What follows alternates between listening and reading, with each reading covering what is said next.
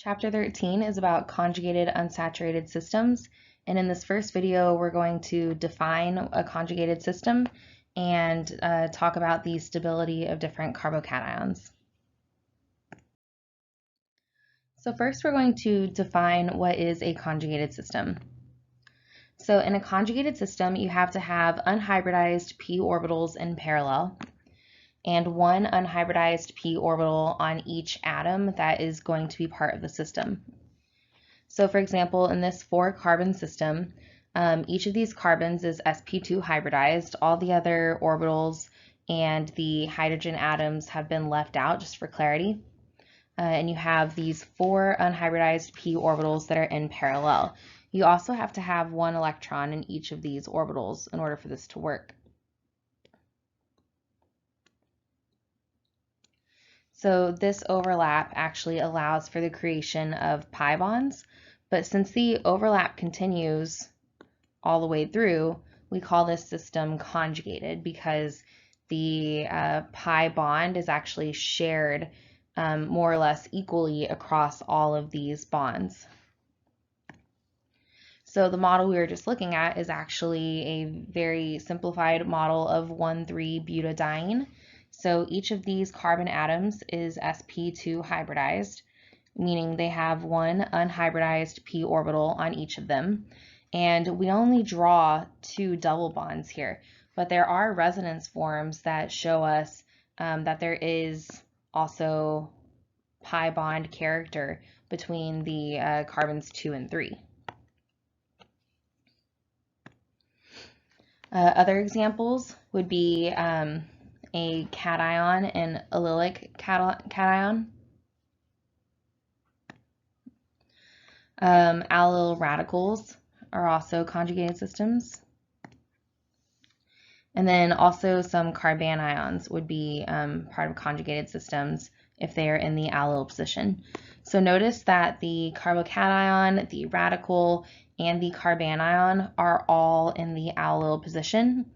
And also all of these carbons have to be sp2 hybridized in order to be part of the system.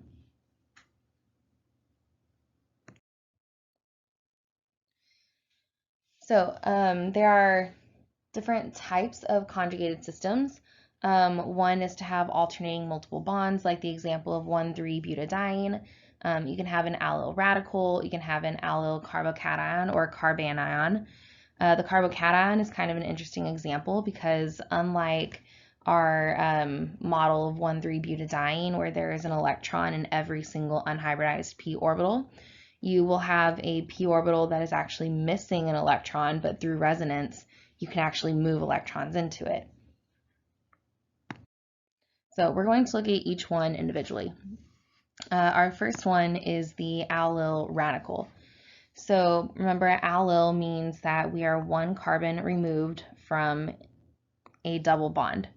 So both of these carbons are part of an alkene, and then we have 1 carbon removed, a radical. Radicals are sp2, or kind of nearly sp2, and so there is overlap between these p orbitals. So even though we're not drawing out multiple double bonds here, because that's not really what's happening, there is resonance between them.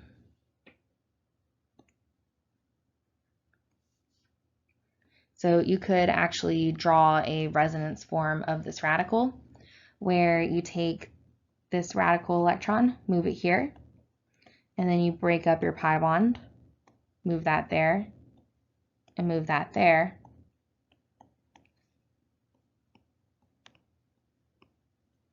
And you end up with a new equivalent structure. So a conjugated system will always have some sort of resonance form where you can move the double bond around. So all 3 of the electrons residing in the unhybridized p orbital are delocalized across parallel p orbitals. For the allyl carbocation, we have to go over our order of carbocation stability real fast. So the allyl carbocation means that the carbocation is 1 carbon removed from the double bond.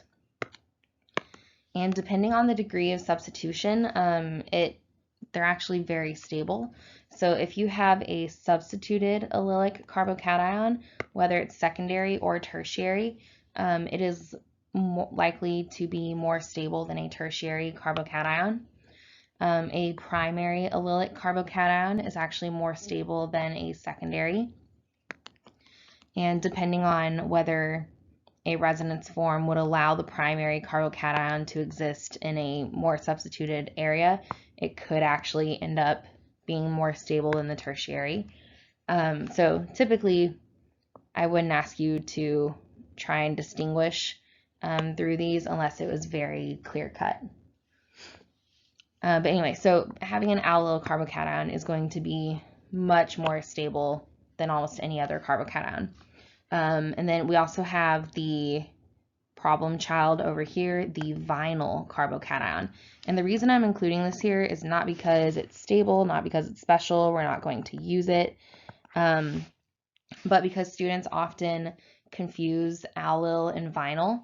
So if you do confuse them, that's a pretty big issue because the vinyl carbocation is actually very difficult to form and it's very unstable. So this is not one that I want you drawing. Note that it's less stable even than a methyl carbocation, which we already say we never form in reactions. So vinyl carbocations are not going to be part of our mechanisms. So the reason why is because of resonance. So remember that when you're drawing resonance forms, you can move lone pairs and pi electrons, but you cannot move nuclei. So there's no breaking of sigma bonds. So for example, this allyl carbocation has a resonance form where you can take the pi bond and move it over here.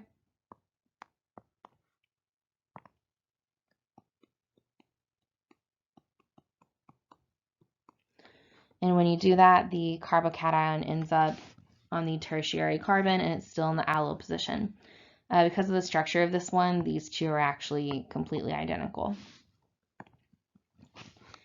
And then this is a really cool example because we are starting off with a secondary allyl carbocation. Because it is a conjugated system, these pi electrons can move here.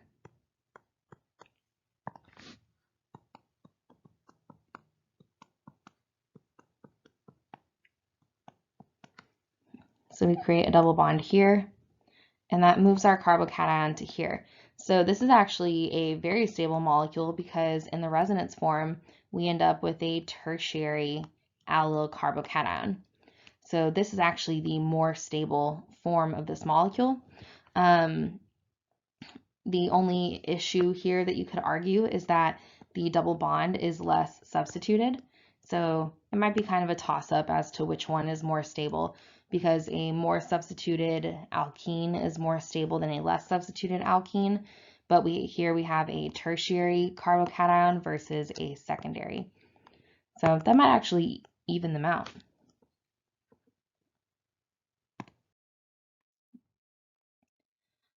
So we're going to look at the relative stability of contributing resonance structures.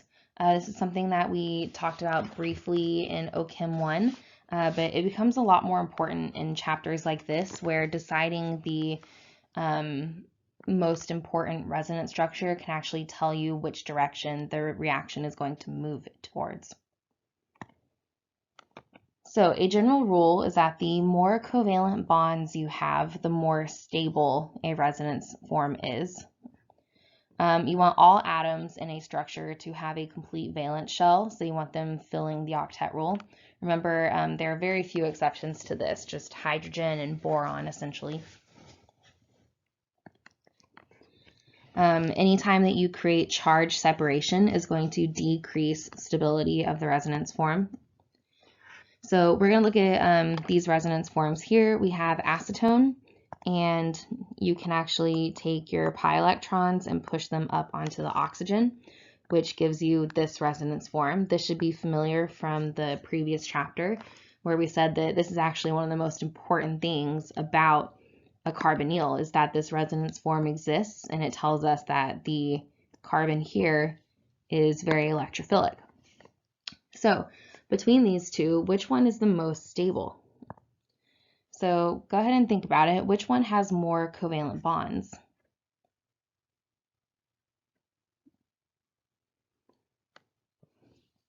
Hopefully you're noticing that acetone has more covalent bonds.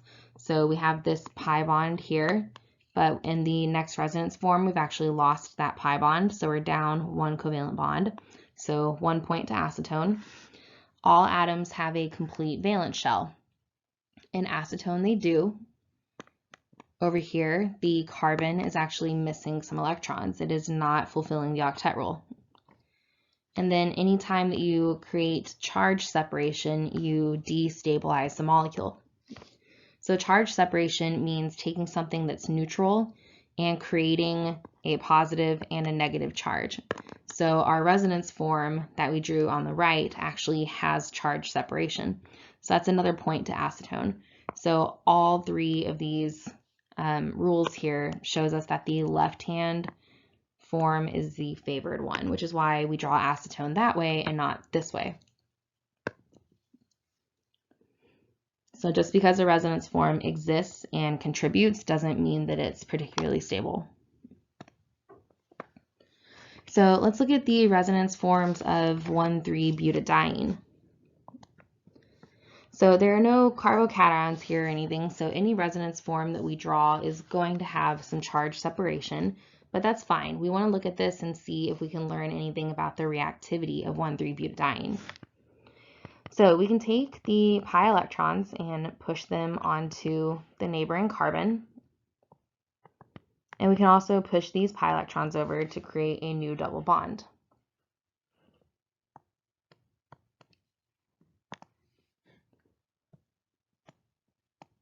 So when we do that, we end up with a carbanion on this side and a carbocation on this side.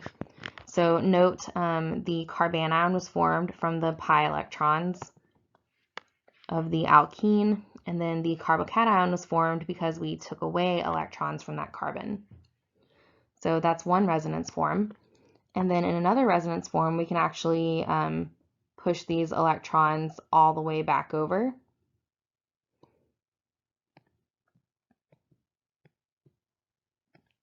So we'd have to go back through 1,3-butadiene to do this.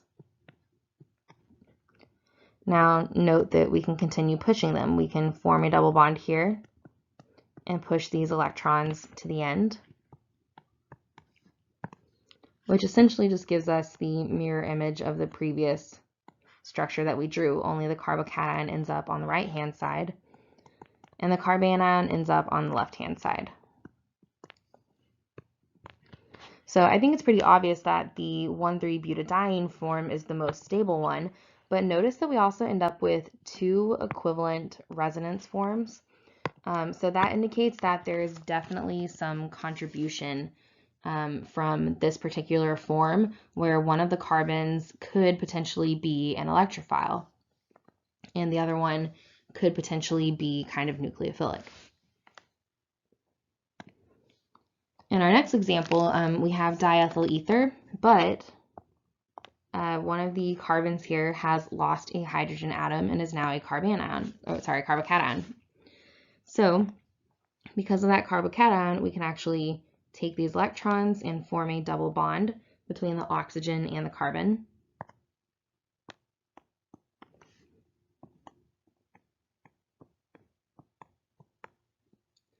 Which leaves one lone pair on the oxygen and creates a positive charge on the oxygen. So here's our resonance form. So if you go through and you count up your covalent bonds and all atoms have a complete valence shell, these kind of end up as a wash.